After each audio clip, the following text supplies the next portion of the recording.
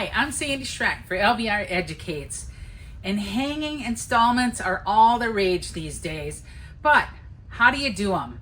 So today we're going to take a look at some creative mechanics. I work freelance across the country, and so kind of have taken some of those things that I learned and tweaked them a little bit, and so today we're going to show you one of the techniques. To create this hanging structure here, we actually started with some long curly willow. I have it facing both ways and it's overlapping.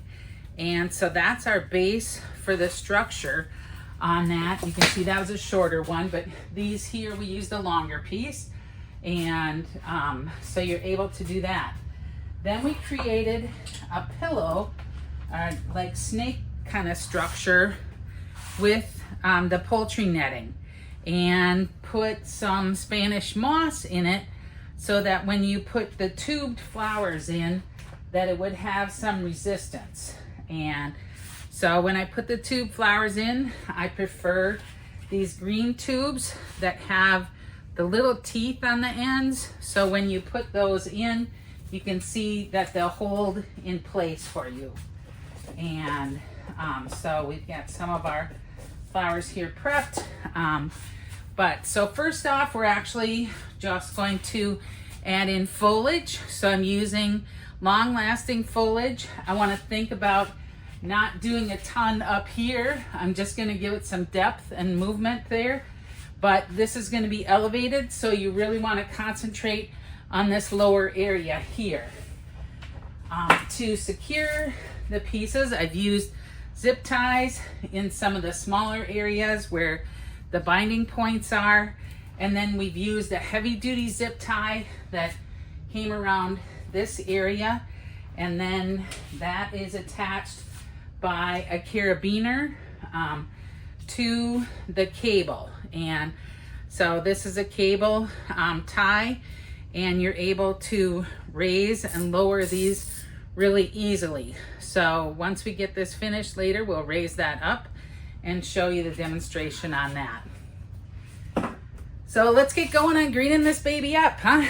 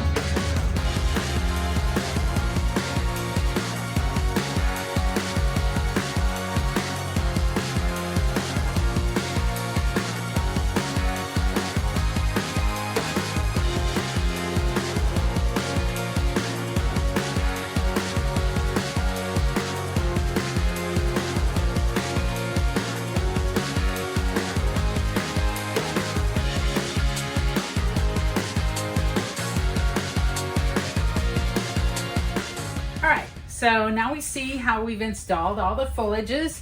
So I've chosen hardy foliages, the variegated pittosporum. Boy, did you see how that holds up really well.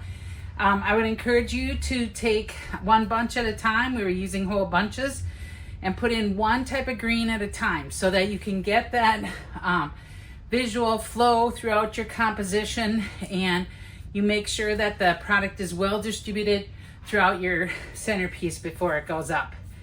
So the next thing that we're gonna do is actually add some of the permanent botanicals, and right here I have kind of a value hydrangea bush, and I'm just gonna come in and use our ratchet stem cutter to cut the whole bush apart, and then we're just going to be bringing some of these in down deep.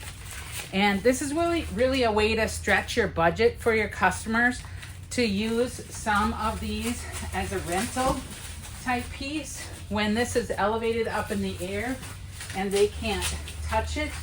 Then you're able to use some of those permanent botanicals to kind of help stretch that budget. But you can see that I have 2 bushes that we're going to put in here, and it's going to come around to the bottom and the base. So I don't need a ton up on top. We'll come up in here and just hide that cable.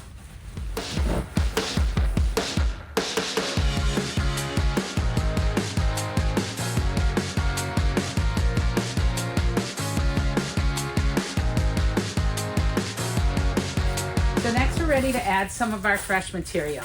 Now I've processed these hydrangeas. We are going to use the hydrangeas in water tubes. The first thing I do when they come in is I pop off these biggest leaves, and then I'm going to go into a clean bucket. That's one of the biggest keys on keeping your hydrangeas well hydrated. So use the number 2 solution.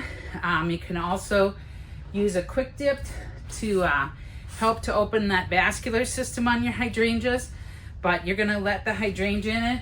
You're gonna do a fresh cut to it and then put it in water. And so here you can see that I've prepped some of these and put them in my water tubes. And so I have the green pointed water tubes. And so here, now you can see how I'm adding those fresh hydrangeas in right where the customer's looking. So we're bringing those all down and right into the visual areas.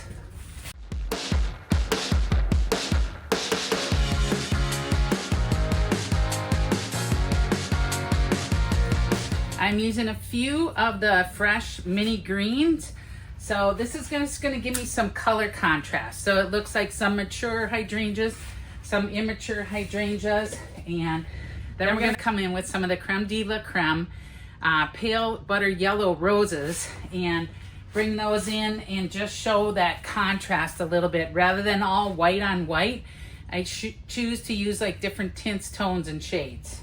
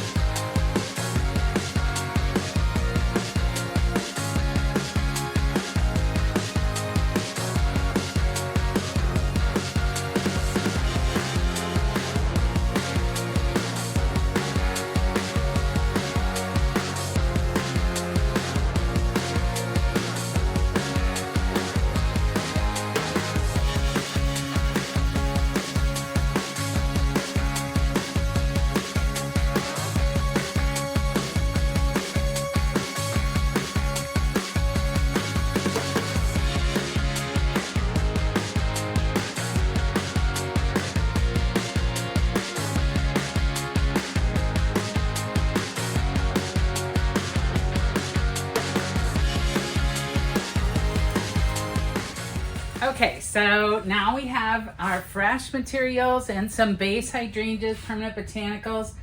You can see how that creates that different ambiance. You could also add in stock and some spray roses to give it different textures. But another trick of mine is to actually add in some permanent botanical Phalaenopsis orchids. And so I have 3 varieties of very realistic orchids, and these come from Windward. And so we're gonna add these in now. And then our finishing touch, last year when I was in Paris, went to the show there and saw all of the ostrich plumes merging again. And so seeing it in the States now, and so it's definitely a trend that you want to embrace too. So that's going to be our last finishing touch. So we'll get this finished up for you.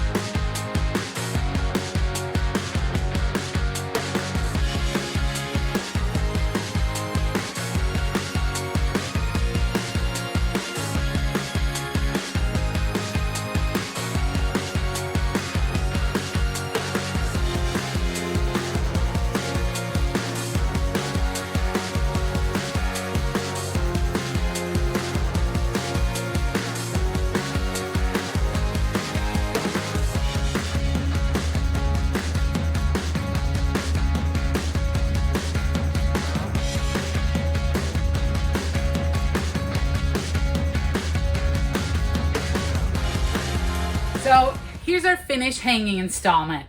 You can see just how beautiful it is, and you want to make sure that you've got great floral content for how it's being seen when it's coming in the door. You're seeing that. You got some depth perception. Using that fresh foliage in with some of the permanent botanicals to help stretch your budget is a great way to go, and the fresh foliages make everything feel real. So when you touch it, people touch it if they can touch it. They touch the foliage, it's like, is that real? They touch that, it's like, yes, it's all real. So even if they did try to touch the orchids, these are like a soft touch orchid, so they do feel really real as well. So how would you be able to use this? Do you think your customers will buy it? Let us know in the comments and what you'd like to see in the future. I'm Sandy Streck for LBR Educates, and I hope I inspired you to create some fabulous ceiling florals.